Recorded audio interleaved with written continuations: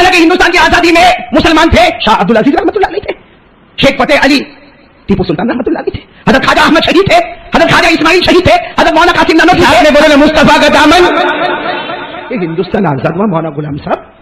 تو آپ نے بہت سارے بھاشن سنے، لیکچر سنے، سب کے نام آتے، بہت سو کے نام آتے. کوئی مسلمان کا نام نہیں بولو نا، کوئی مسلمان کا نام نہیں آتا. میرے کو کسی نے کہا مولانا ہندوستان آزادی میں تو علماء بھی تھے، تو ان کا تو کسی کا نام ہی نہیں آتا.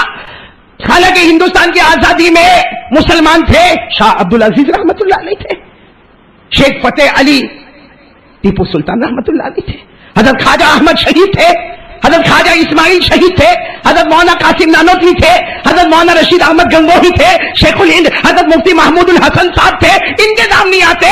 میں نے کہا قرآن کہتا ہے ان کے نام نہیں آئیں گے. قرآن کہتا، میں نے کہا اللہ کہتا ہے جو آخرت کے واسطے محنت کرتا ہے اس کا نام قیامت ہی میں آتا ہے، دنیا میں نہیں آتا ہے.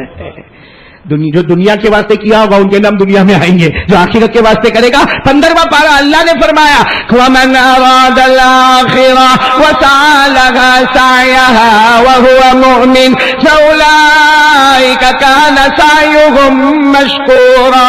اللہ تبارک و تعالیٰ فرماتا جو آخرت کا ارادہ کرے گا، آخرت کے لیے محنت کرے گا، اللہ کہتا اس کا نام بھی آسمانوں پر ہوگا. حالانکہ آپ کو معلوم ہے انگریزوں کو بھگانے میں سب سے پہلے کسی کو معلوم ہی نہیں تھا کہ انگریز اندر آتے گئے، قبضے پہ قبضہ کرتے گئے. وہ تو اللہ کے ایک ولی کھڑے ہو گئے جن کا نام ہے شاہ عبد العزیز. انہوں نے کیا نام؟ مسلمان کا بھلے نام نہیں آئے لیکن سنو ہے کہ نہیں ہے. ارے میں تو فخر کے ساتھ کہتا ہوں بھائی ہندوستان کو آزاد کرانے میں سب سے بڑا اگر رول ادا کیا تو مسلمان ٹیپو سلطان. بولو مسلمان. آج پورے ہندوستان میں سب سے بڑی چیز اگر کوئی دیکھنے جاتے ہیں تو تاج محل بنانے والے شاہ جہاں مسلمان. ارے بولو لال قلعہ میں سب سے پہلے ترنگا لہرانے والے، لال قلعہ میں سب سے پہلے ہندوستانی جھنڈا لہرانے والے مسلمان. کون؟ شیخ شاہ نواز، جنرل شاہ نواز. وہ بھی کون تھے؟ مسلمان. ارے بولو وہ بھی کون تھے؟ سب سے زیادہ ہندوستان کی آزادی میں جنہوں نے پیسہ لٹایا وہ بھی مسلمان تھے، سیٹھ حاجی عثمان. بولو سیٹھ حاجی عثمان. اور یہ ہمارا جو جھنڈا ہے نا، جھنڈا اس کی ڈیزائن دینے والی بھی مسلمان خاتون ہے جس کا نام ہے مسز سریا طیب جی، وہ بھی مسلمان. اور سب سے اچھا ترانہ سارے جہاں سے اچھا ہندوستاں ہمارا. بولو نا سارے جہاں سے اچھا ہندوستاں ہمارا. یہ ترانہ لکھنے والے بھی مسلمان، علامہ اقبال رحمۃ اللہ علیہ. سب سے پہلے فتویٰ جو دیا ہے انگریزوں کو نکالو شاہ عبد العزیز نے. بولو کنہوں نے؟ اور جب شاہ عبد العزیز رحمۃ اللہ علیہ نے فتویٰ دیا ایک جوان کھڑے ہو گئے جن کا نام ہے سلطان فتح علی. کیا نام ہے؟ بولو سلطان. ان کے ابا کا نام ہے سلطان حیدر علی، ان کا نام ہے سلطان.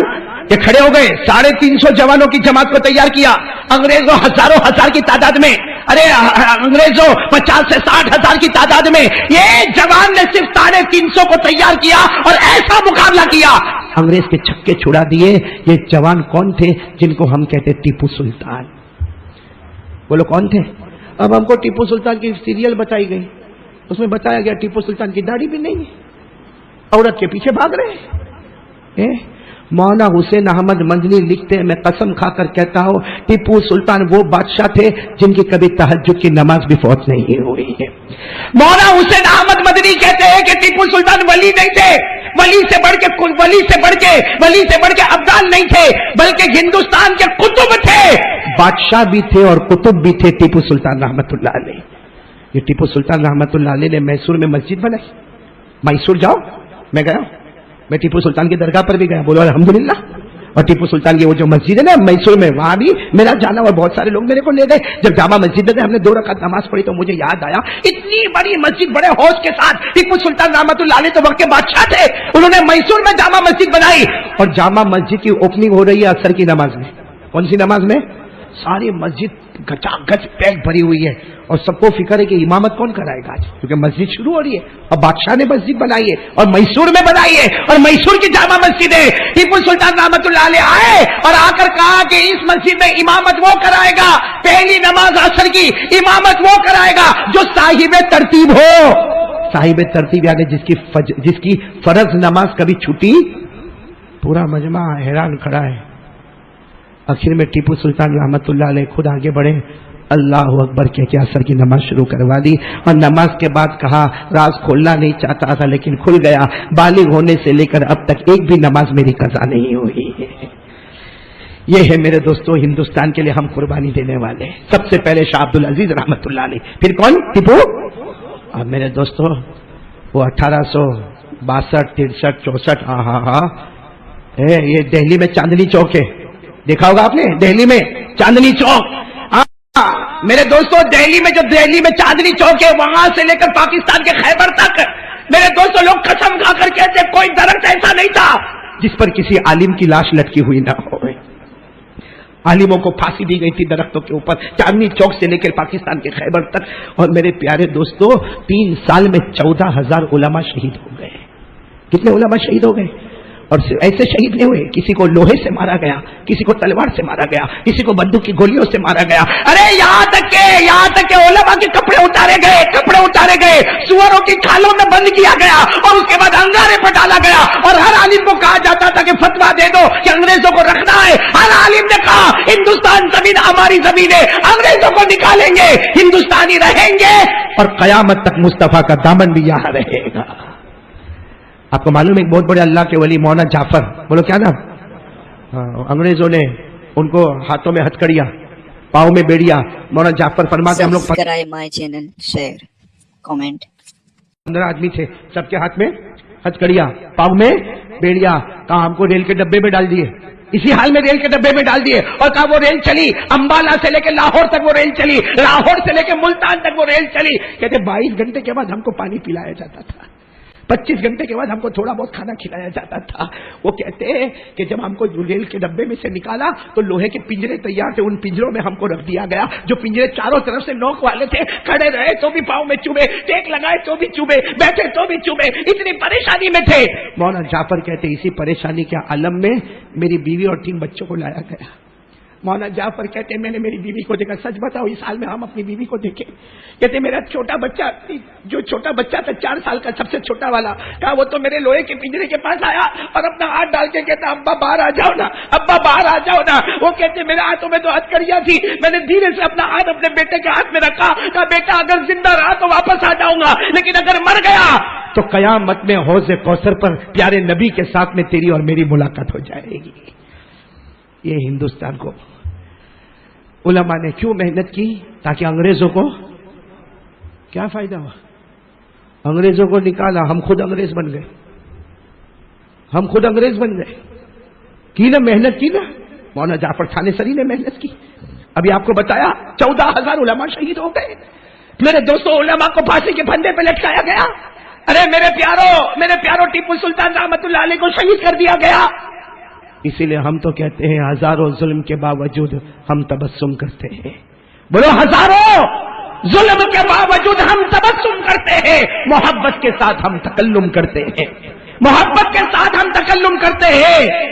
وہ وطن سے وفاداری کا ثبوت مانگتے ہیں، وہ وطن سے وفاداری کا ثبوت مانگتے ہیں، ہم اسی وطن کی خاک سے تیمم کرتے ہیں۔ یہ ہم لوگ ہیں، ہم لوگ ہندوستان والے، کہ اگر ہم کو وضو کے لیے پانی نہیں ملتا تو بھارت کی زمین سے ہم تیمم کرتے ہیں، تو پاک پوتر زمین تو ہم نے سمجھا ہے۔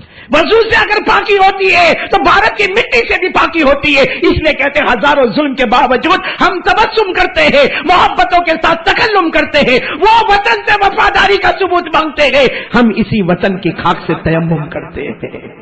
اللہ ہم کو وطن سے محبت نصیب فرمائے۔ میرے کو ایک ملا تھا، میرے کو کہتا مولانا اپنا ہندوستان تو بہت خراب ہے۔ میں نے کہا کیا ہوا؟ کہا بہت بے ایمانی ہے، 100 میں 99 تو بے ایمان ہے۔ میں نے کہا برابر ہے، 100 میں 99 بے ایمان، پھر بھی ہمارا بھارت مہان۔ بولو پھر بھی ہمارا بھارت۔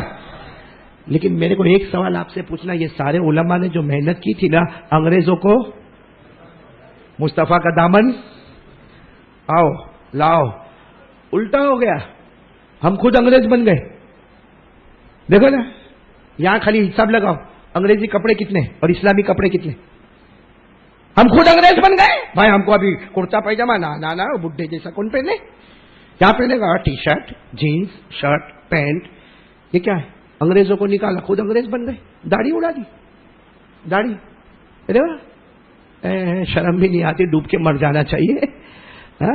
سارے وہ بیچارے مولانا جعفر تھانیسری، وہ ٹیپو سلطان رحمت اللہ علیہ، ایک ہی کام تھا، انگریزوں کو نکالو، انگریزی تہذیب کو نکالو، اسلامی تہذیب کو لے کر آؤ.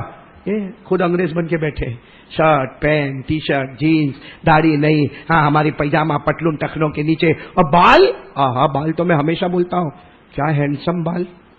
یہاں کا بال بھیک مانگتا ہے، یہ ایریا بھیک مانگتا ہے، یہ ایریا اس سے بڑا فقیر ہے، اور پیچھے والا تو پہلے سے فقیر ہے، اوپر اتنے بال لے کے کڑک مرغی کا پر آدھا ادھر آدھا ادھر لٹکائے جا. ابھی آپ نے دیکھا ہوگا ایک تو بال کے ٹھکانے نہیں، ابھی یوں کرے گا نکل گیا. کیا ہوا بھائی، جوئے پڑ گئی؟ ابھی یوں کر کے دیکھے گا، کوئی دیکھتی ہے، وہ دیکھتی ہوگی، وہ بھی سوچتی کہ تپیلی کہاں جا رہا ہے بھائی. کمانے دھمانے کا نہیں، انہیں ہوشیاری ماننے کا. ایک روپیہ کمانے کا نہیں، بڑے بڑے موبائل لے کے جاتا ہے، جب دیکھو جب موبائل پہ ہلو، کیا وہ چلا گیا. اسلام کا قانون تھا کوئی ملے السلام علیکم، یا ہلو ہائی گڈ مارننگ. کیوں؟ ہمارے علماء نے ہم کو یہ سکھایا تھا، ہمارے نبی نے ہم کو یہ سکھایا تھا. شرم کرنا چاہیے میرے دوستوں. ہندوستان جب آزاد ہو رہا تھا نا، ہم لوگ جب جھنڈا لہراتے تو آنکھوں میں آنسو یہی آتے ہیں کہ انگریزوں کو نکال کے تھا ہندوستانی تہذیب آتی، مصطفیٰ کا طریقہ آتا. یہاں تو سب انگریز بن کے بیٹھے، سب انگریز بن کے، اٹھنا بیٹھنا کھانا پینا سونا چلنا، ایسا لگتا انگریز میں. صحیح بول رہا ہوں غلط بول رہا ہوں میرے دوستوں؟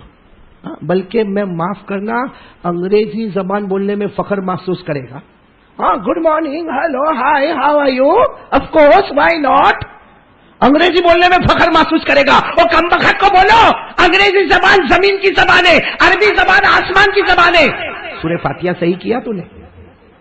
اتنا بڑا مجمع بیٹھا ہے، سورہ فاتحہ صحیح نہیں ہوگی اور انگریزی زبان میں خوش ہوتا ہے.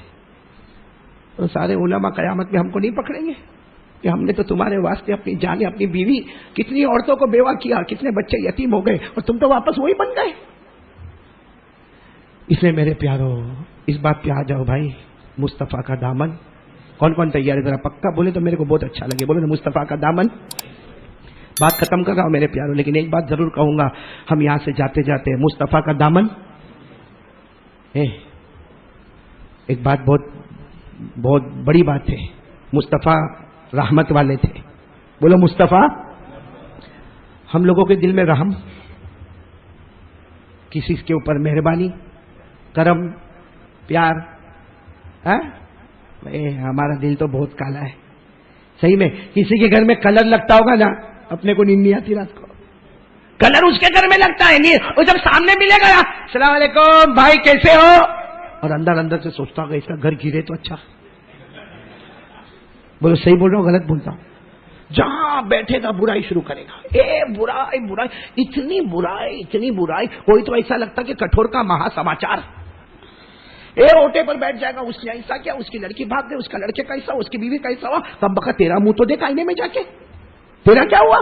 دلی میں چاندنی چوک ہے، وہاں سے لے کر پاکستان کے خیبر تک میرے دوستوں لوگ قسم کھا کر کہتے کوئی درخت ایسا نہیں تھا جس پر کسی عالم کی لاش لٹکی ہوئی نہ ہو.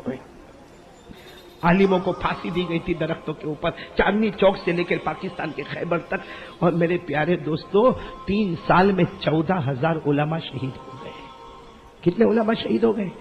اور ایسے شہید نہیں ہوئے، کسی کو لوہے سے مارا گیا، کسی کو تلوار سے مارا گیا، کسی کو بندوق کی گولیوں سے مارا گیا. ارے یہاں تک کہ علماء کے کپڑے اتارے گئے، سوروں کی کھالوں میں بند کیا گیا، اور اس کے بعد انگارے پر ڈالا گیا. اور ہر عالم کو کہا جاتا تھا کہ فتویٰ دے دو کہ انگریزوں کو رکھنا ہے. ہر عالم نے کہا ہندوستان زمین ہماری زمین ہے، انگریزوں کو نکالیں گے، ہندوستانی رہیں گے، اور قیامت تک مصطفیٰ کا دامن بھی یہاں رہے گا.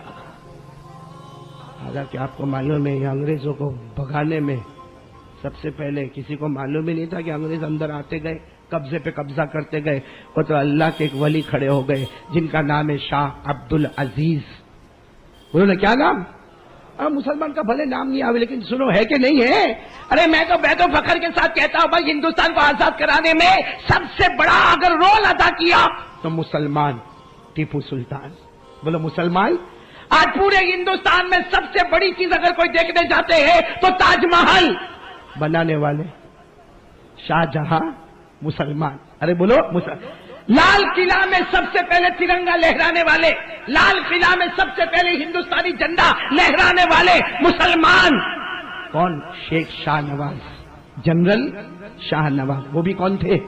مسلمان. ارے بولو نا، وہ بھی کون تھے؟ سب سے زیادہ ہندوستان کی آزادی میں جنہوں نے پیسہ لٹایا وہ بھی مسلمان تھے. سیٹھ حاجی عثمان.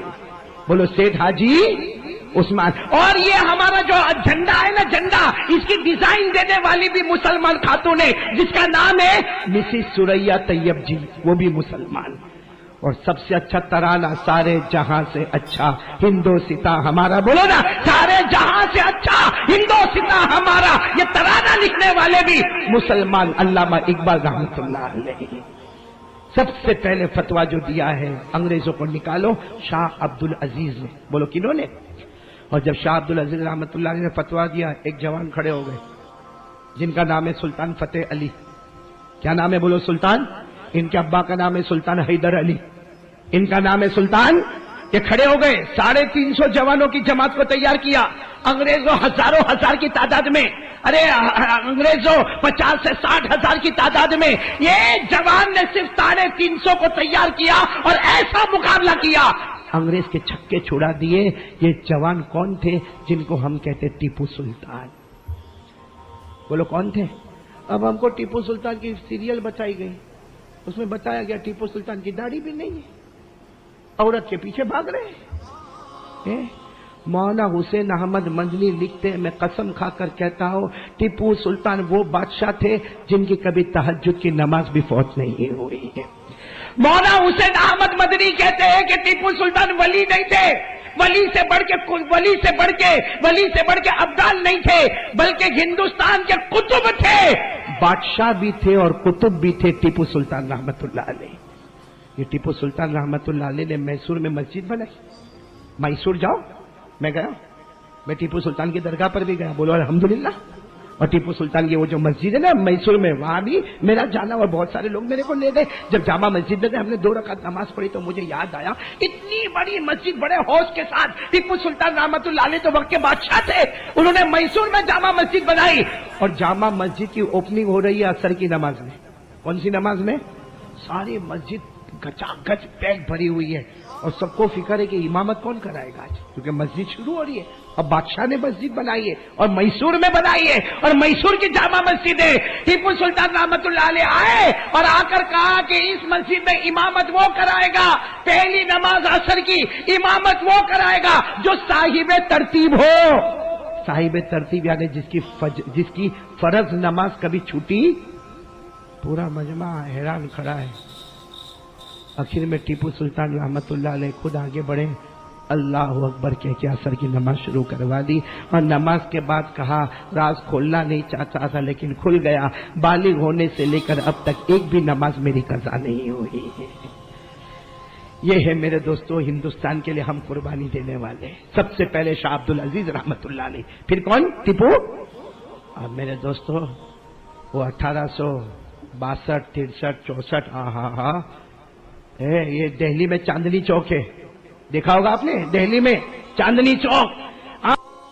میرے دوستو دہلی میں چاندنی چوک ہے، وہاں سے لے کر پاکستان کے خیبر تک میرے دوستو لوگ قسم کھا کر کہتے کوئی درخت ایسا نہیں تھا جس پر کسی عالم کی لاش لٹکی ہوئی نہ ہو. عالموں کو پھانسی دی گئی تھی درختوں کے اوپر، چاندنی چوک سے لے کر پاکستان کے خیبر تک. اور میرے پیارے دوستو 3 سال میں 14,000 علماء شہید ہو گئے. کتنے علماء شہید ہو گئے؟ اور ایسے شہید نہیں ہوئے، کسی کو لوہے سے مارا گیا، کسی کو تلوار سے مارا گیا، کسی کو بندوق کی گولیوں سے مارا گیا. ارے یہاں تک کہ علماء کے کپڑے اتارے گئے، سوروں کی کھالوں میں بند کیا گیا اور اس کے بعد انگارے پر ڈالا گیا. اور ہر عالم کو کہا جاتا تھا کہ فتویٰ دے دو کہ انگریزوں کو رکھنا ہے. ہر عالم نے کہا ہندوستان زمین ہماری زمین ہے، انگریزوں کو نکالیں گے، ہندوستانی رہیں گے اور قیامت تک مصطفیٰ کا دامن بھی یہاں رہے گا. آپ کو معلوم ہے ایک بہت بڑے اللہ کے ولی مولانا جعفر، بولو کیا نام؟ انگریزوں نے ان کو ہاتھوں میں ہتھکڑیاں، پاؤں میں بیڑیا. مولانا جعفر فرماتے ہم لوگ 15 آدمی تھے، سب کے ہاتھ میں ہتھکڑیاں، پاؤں میں بیڑیا. کہا ہم کو ریل کے ڈبے میں ڈال دیے، اسی حال میں ریل کے ڈبے میں ڈال دیے. اور کہا وہ ریل چلی، امبالہ سے لے کے لاہور تک وہ ریل چلی، لاہور سے لے کے ملتان تک وہ ریل چلی. کہتے 22 گھنٹے کے بعد ہم کو پانی پلایا جاتا تھا. 25 घंटे के बाद हमको थोड़ा बहुत खाना खिलाया जाता था। वो कहते हैं कि जब हमको रेल के डब्बे में से निकाला तो लोहे के पिंजरे तैयार थे, उन पिंजरों में हमको रख दिया गया। जो पिंजरे चारों तरफ से नोक वाले थे, खड़े रहे तो भी पाँव में चुभे, टेक लगाए तो भी चुभे, बैठे तो भी चुभे, इतनी परेशानी में थे।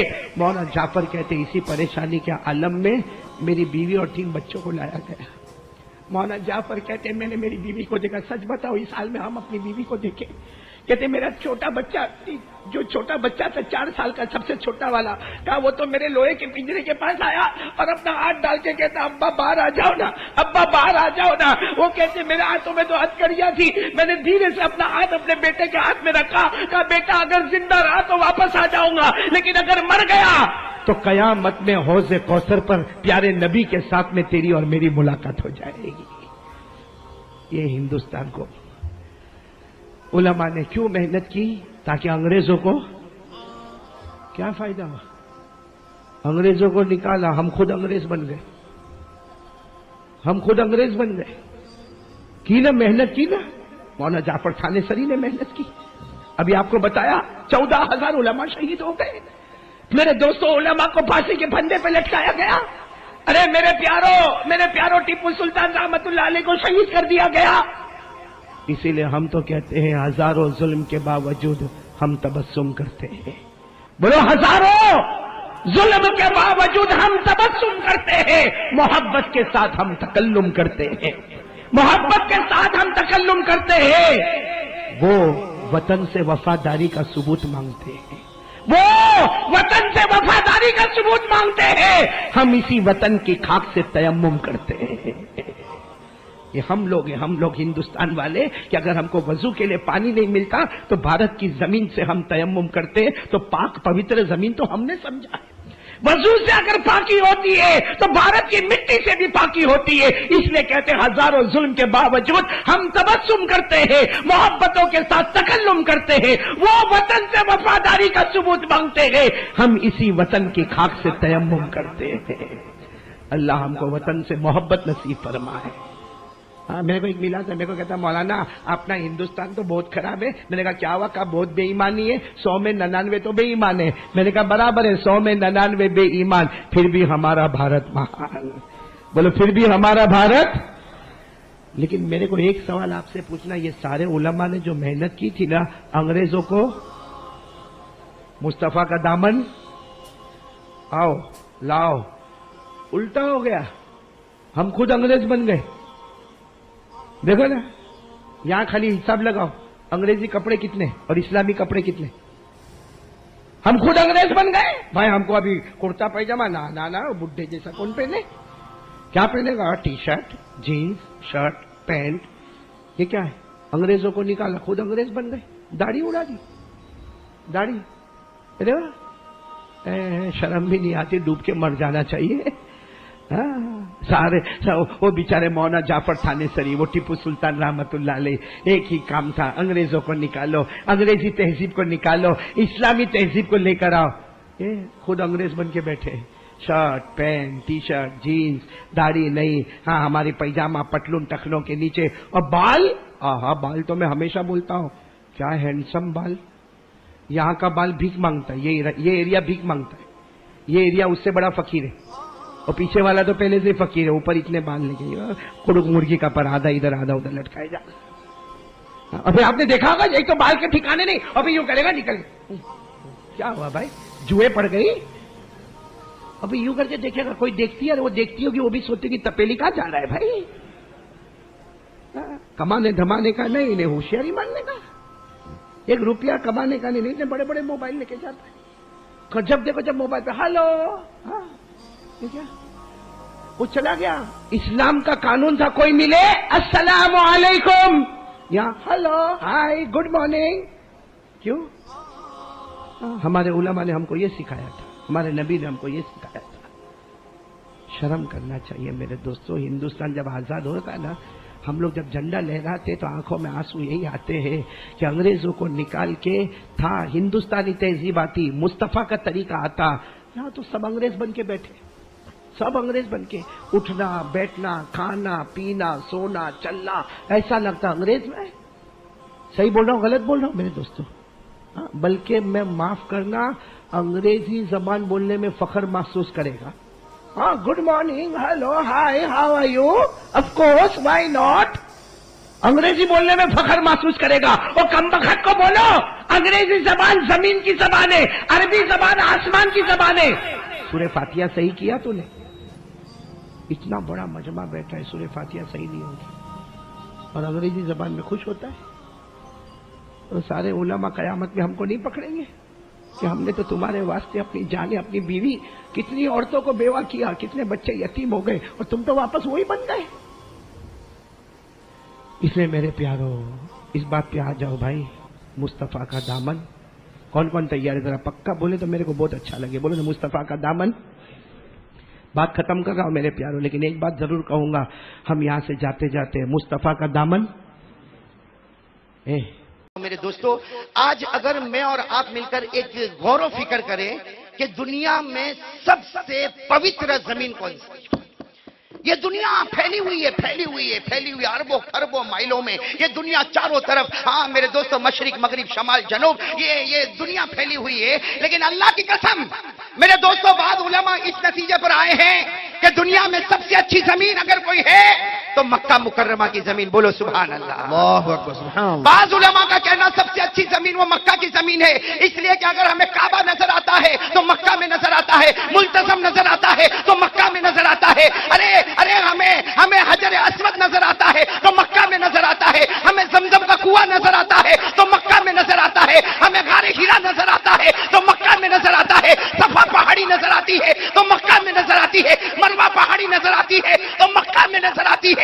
یہ ساری چیزوں کو دیکھ کر علماء نے فیصلہ کیا سب سے اچھی زمین کون سی؟ بولو نا کون سی؟ مکہ. بعض علماء اس نتیجے پر آئے کہ سب سے پوتر زمین اور سب سے پاک زمین اگر کوئی زمین اس دنیا میں ہے تو کہو وہ مدینہ منورہ کی نعرہ زمین. تکبیر, بولو نعرہ تکبیر. اللہ اکبر.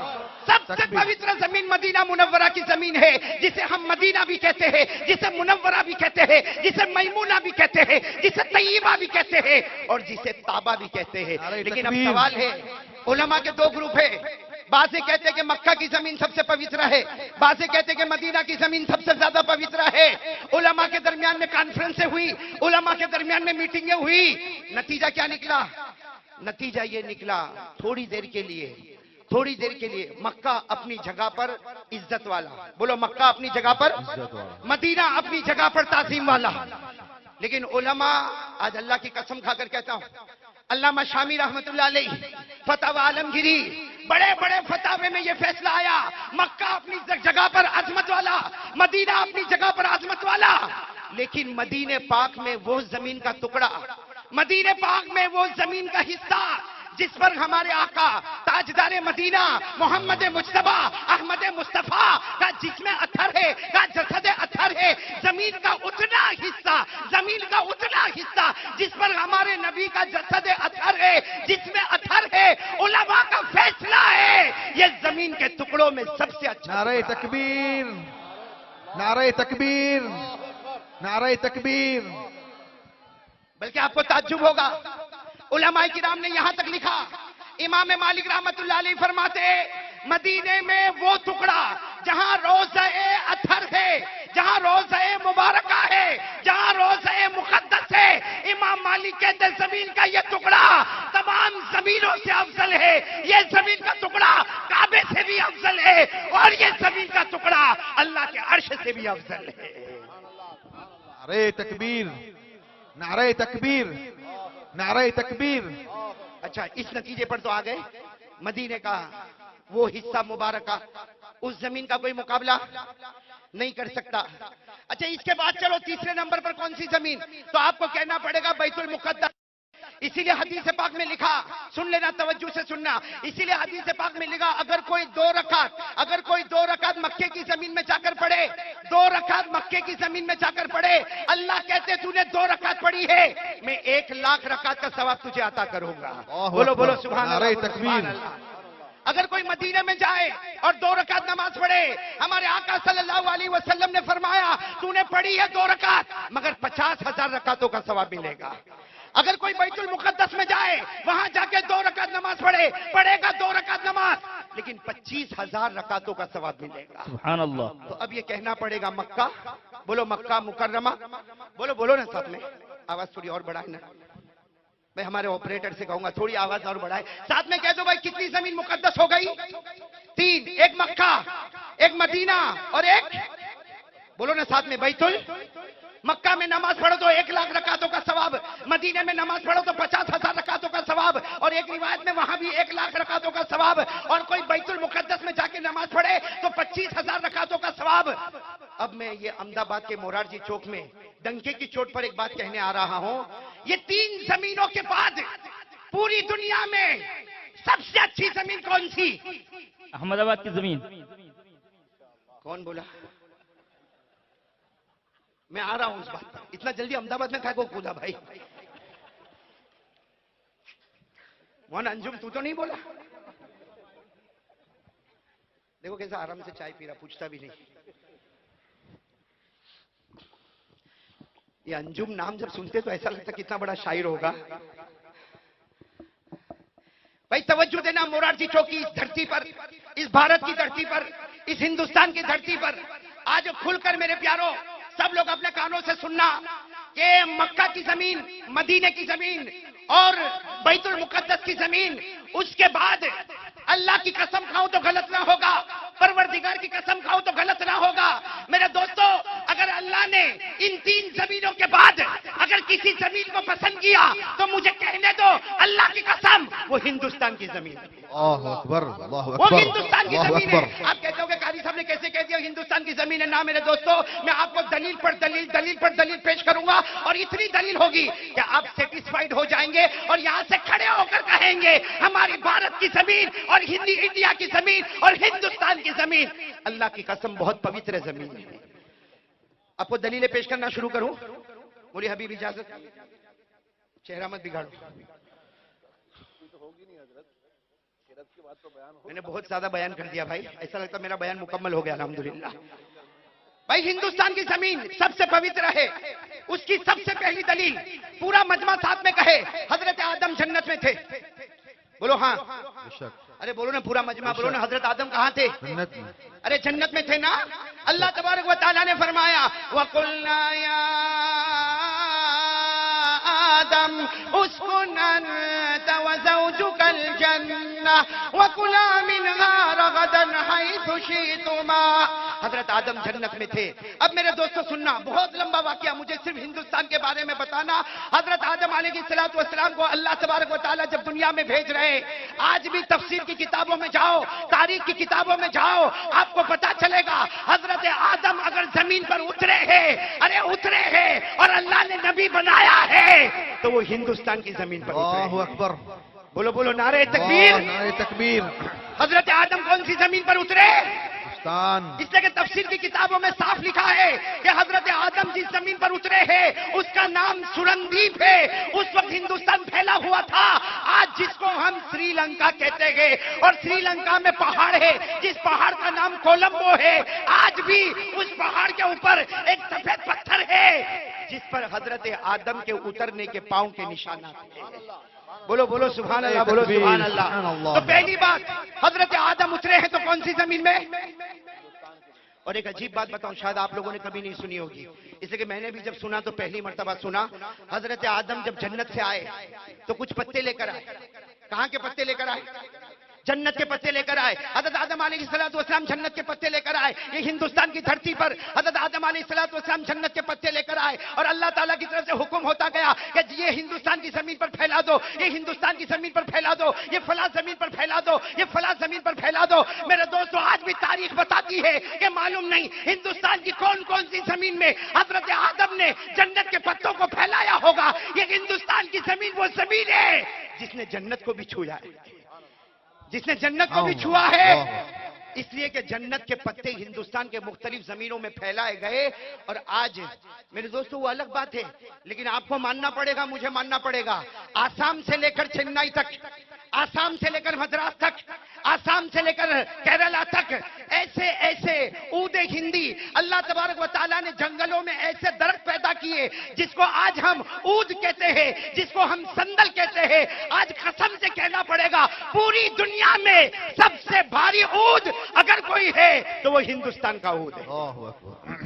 لوگ سعودی جاتے ہیں اور وہاں سے عطر لے کر آتے. مولانا حبیب سعودی سے عود لے کر آیا، لیکن معلوم نہیں عود یہیں سے تو وہاں گیا تھا.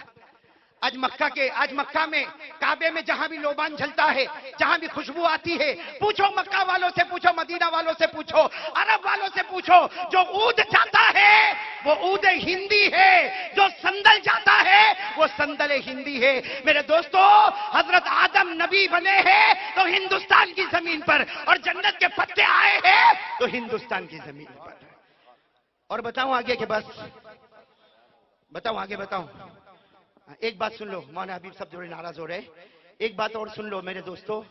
حضرت آدم کے بیٹے یا بیٹے کے بیٹے، یعنی بیٹے یا پوتے، ان کا نام ہے حضرت شیس. بولو کیا نام ہے حضرت؟ آپ تفسیر کی کتابوں میں چلے جاؤ، تاریخ کی کتابوں میں چلے جاؤ، حضرت آدم کے بیٹے یا بیٹے کے بیٹے حضرت شیس. یو پی کی زمین ضلع فیض آباد میں آج بھی اللہ کی قسم حضرت شیس کا مزار مبارک وہاں موجود ہے. تو حضرت شیس بھی آئے ہیں. تو بولو کون سی زمین پر؟ ہندوستان. اور ایک عجیب بات بتاؤں، حضرت نوح علیہ السلام کے زمانے میں طوفان آیا. بولو طوفان آیا نہیں آیا؟ اور لوگ کشتی میں بیٹھے کہ نہیں بیٹھے؟ ارے بولو نا کشتی میں بیٹھے نا.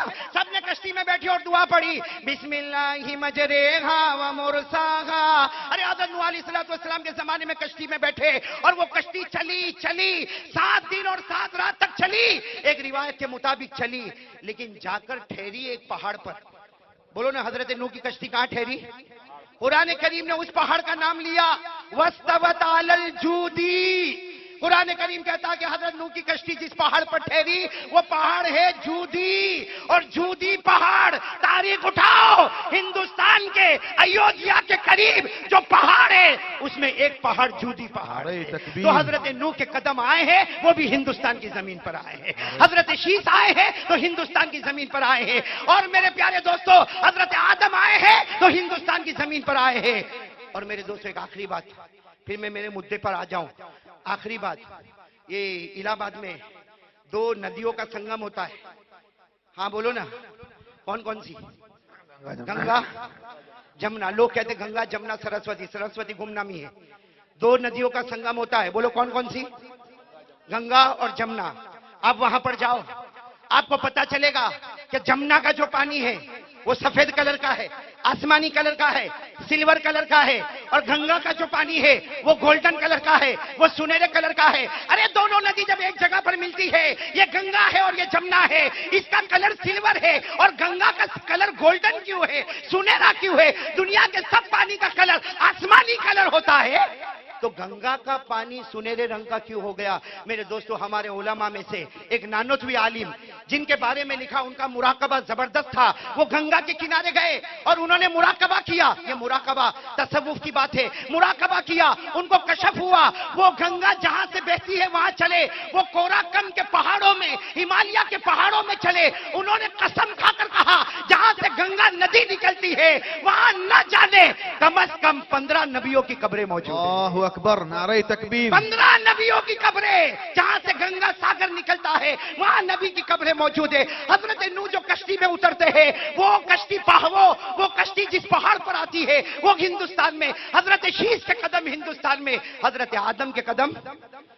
بلکہ میرے دوستو یہ پنجاب ہریانہ جہاں علامہ کن کا مزار مبارک ہے، مجدد الملت شیخ سرہندی رحمت اللہ علیہ. یہ پنجاب میں سرہند شریف سے 14 کلومیٹر پر جاؤ، ایک گاؤں آتا ہے جس گاؤں کا نام ہے براس.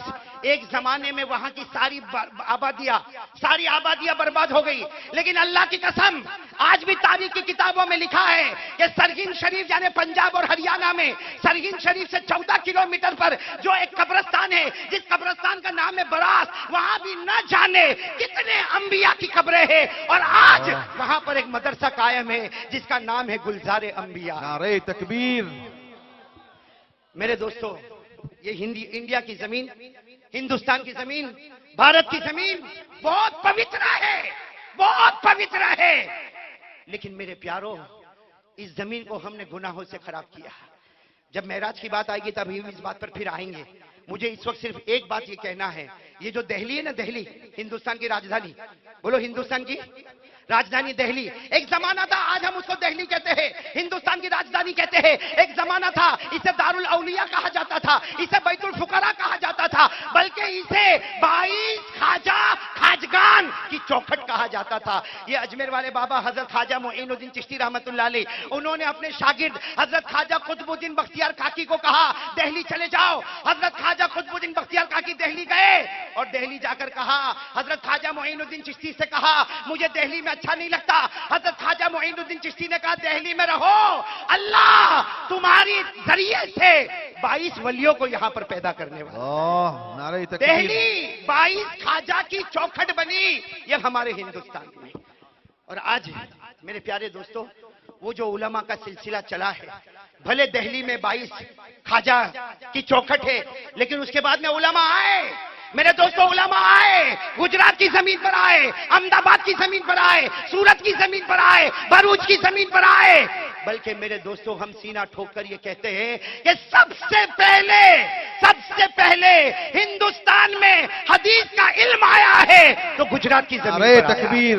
اللہ اکبر۔ یہ احمد آباد میں، یہ احمد آباد وہ احمد آباد ہے جہاں شیخ قطب عالم آئے، جہاں شاہ عالم آئے، جہاں شیخ احمد کتو آئے، جہاں عثمان سابرمتی آئے، جہاں سید مالک شہید آئے۔ ارے میرے دوستو کتنوں کے نام گنوائے جائے جو گجرات کے بڑے بڑے علماء ہیں، لیکن آج میں یہ ہندوستان کی بات کرتے ہوئے آج بہت فخر محسوس کرتا ہوں کہ آج بھی اللہ کا احسان ہے، اللہ کا احسان ہے ہمارے ہندوستان میں قرآن کریم کی تعلیم آج بھی جاری ہے، اور بولو انشاءاللہ قیامت تک جاری رہے گی، اللہ العزیز، اللہ بولو اکبر۔ قیامت تک جاری رہے گی انشاءاللہ۔